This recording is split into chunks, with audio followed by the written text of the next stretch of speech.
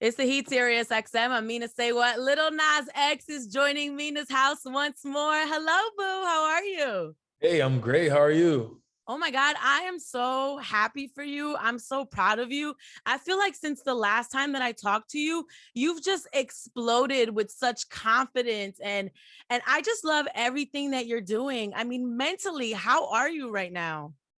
Thank you. Mentally, we're up and down, mostly up. So, that's great. Yeah. Thank you though. Thank you so much. Yeah, I talk about it on air all the time. I feel like I've like watched you transition from someone who was, trying to be comfortable with who they are to all the way like confident and comfortable and out there, like what did it take for you to get that confident? Like what and just comfortable in your own skin? I think the pandemic, it helped me and a lot of other people like just realize, okay, we gotta just live life like completely. And you never know when you're gonna be like locked down or not have the time to be around other people and be yourself. So yeah. Yeah, I mean, I don't know if you noticed this, but you're breaking down so many boundaries, and we're seeing things on TV that I don't think as a society we've seen on a national scale, and you're so unapologetic about it. Like, do you sit there and really say, like, I'm breaking down a boundary here? Uh, sometimes, but it's also kind of just like getting out there and getting the courage of like, okay, I want to do this. We're gonna do this in front of these people, and whatever happens is gonna happen. Yeah, yeah. So I live in South Jersey, and Philly is like right down the block. So Mm-hmm. they actually have a mural of you in Philly in the neighborhood. And it's weird. It's weird because Philly, you're not from Philly, but it's weird because Philly doesn't have murals of people that aren't from Philly unless you're like a civil rights icon. And you are in the neighborhood, and there is like this big write-up about you, and it called you an icon. Like, how does that sit with you? People are doing murals and calling you like an icon here. When I saw that mural, it was probably like one of the highlights of my career because it's like for somebody to do a mural, especially of a video that I literally just made a couple months ago, it's insane. Uh, and I really just appreciate the respect that they have for me. Yeah, I love the love. Yeah. Does it make you uncomfortable when people call you an icon? Does it make me uncomfortable? Not at all. No, I mean, I'm thankful that, I can even be called that this early in my career. Yeah.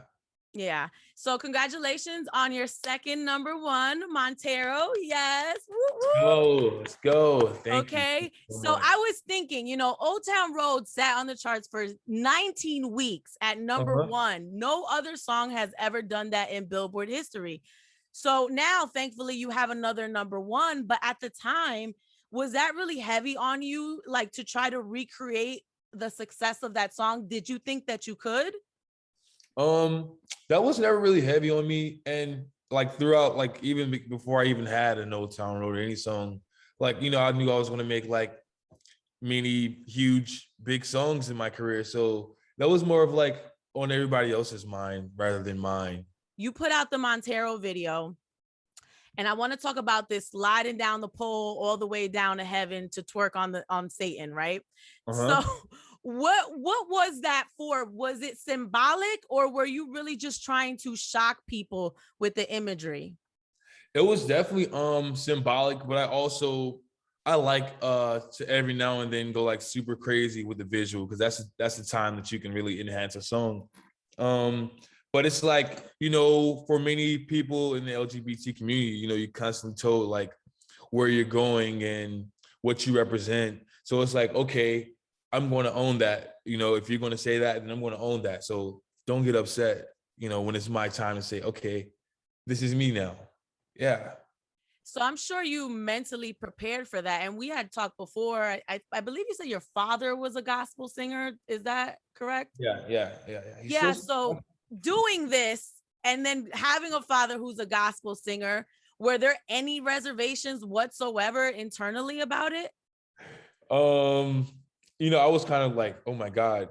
Before that night, everybody seen it for the first time. I was like, oh my God, I wonder like how many calls am I going to wake up to? But my dad texted me, he was like, I got through it. But you know, he's been more supportive than ever, like this year, especially.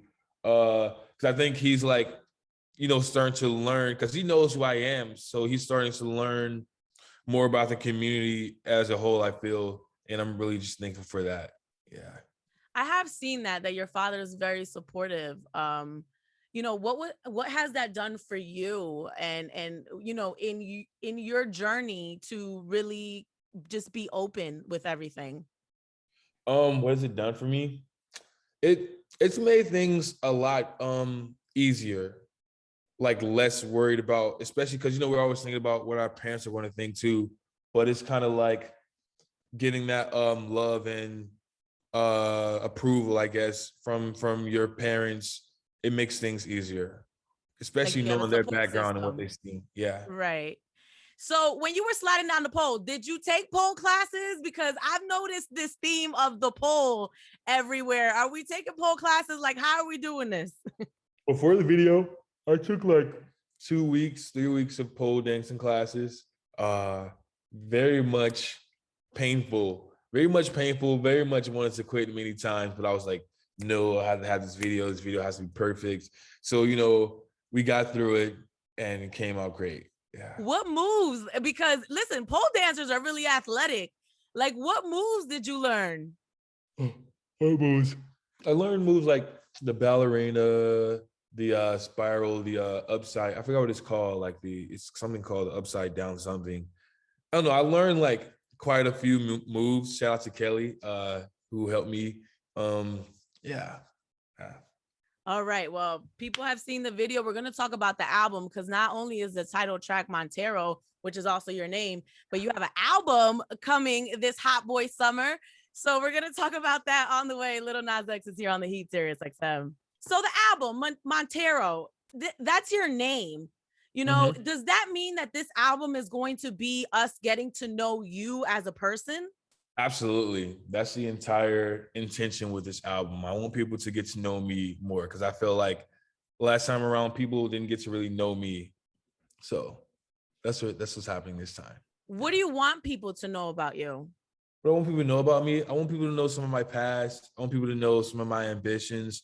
I want people to know where I think that I'm headed, where I know that I'm headed. And yeah, just more about me in general. So your trailer is epic. I love the Marvel theme, and it's like the Marvel theme and like all these little Nas X things coming at you. Are you a Marvel fan? Like, how did the trailer for the album come about? I feel like everybody's a Marvel fan first.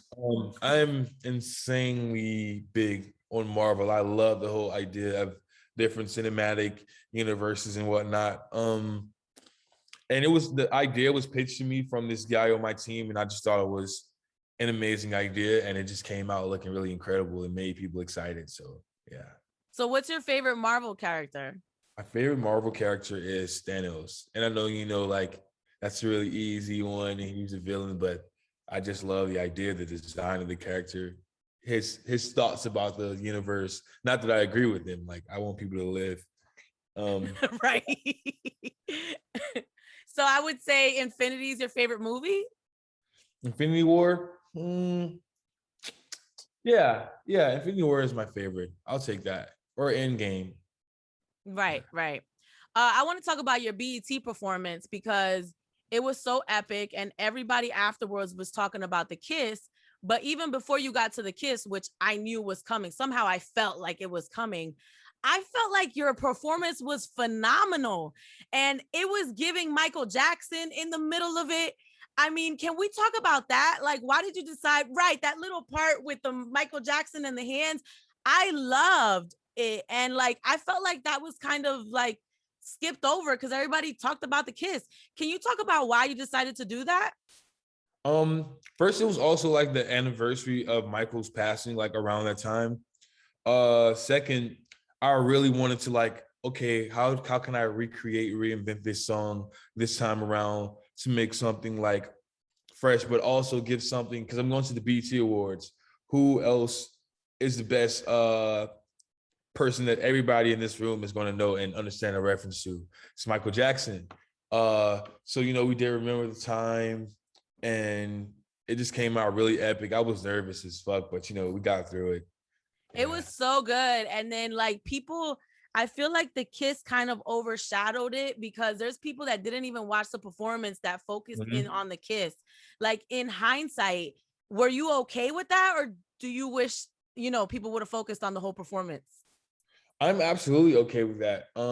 I feel like the kiss was important for the very reason that I could have, you know, kept it right there, stopped everything, but I really wanted to get that across, and so that this conversation would start, you know, because it shouldn't even be like a thing that people are talking about because it's a kiss, you know, and that's not the first kiss on the BET Awards.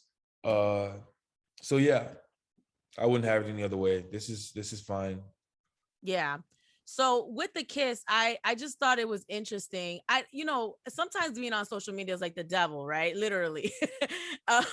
But it's like I just found it interesting at how people reacted to that, but there wasn't like that same kind of reaction when like Britney and Madonna did it, you know?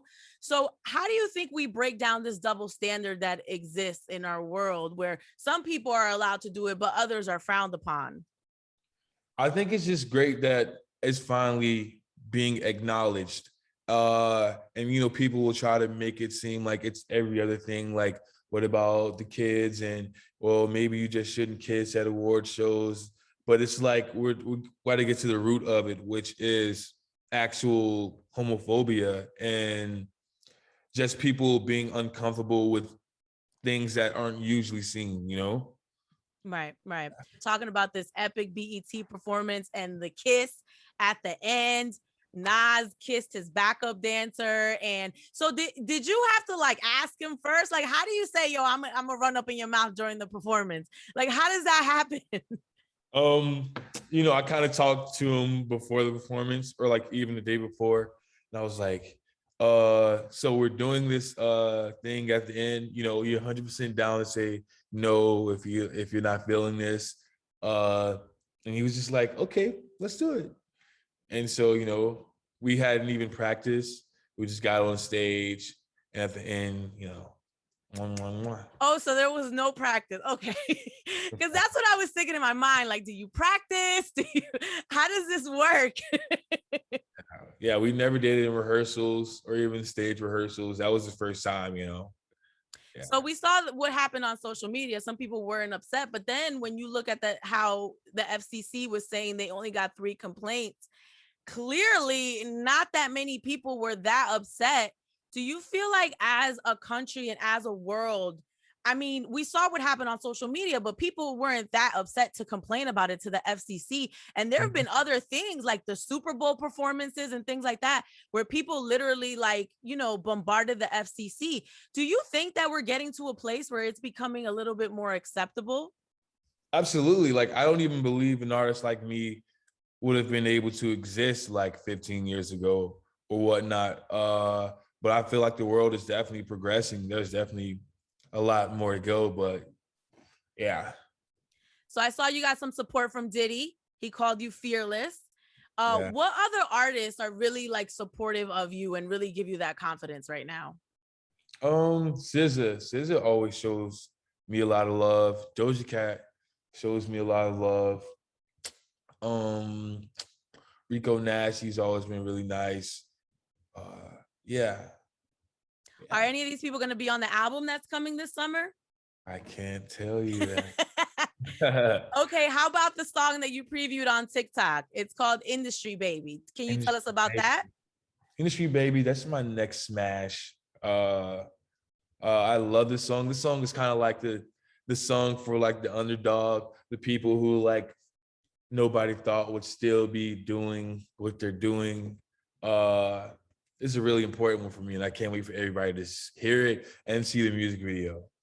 All right, so Industry Baby on the way, Montero on the way. You're going to be having your Hot Boy Summer, and just know that we are encouraging you and pushing you to continue to kick down these doors. It doesn't matter who it pisses off, because, you know, everybody needs to be represented in this space and in music, you know, and you're doing it. You're blazing the trail. We're so proud of you. Thank you so much. So much more to go. You have a great one. Much love. All right, Lil Nas X here on The Heat in Mina's house. I'm Mina SayWhat.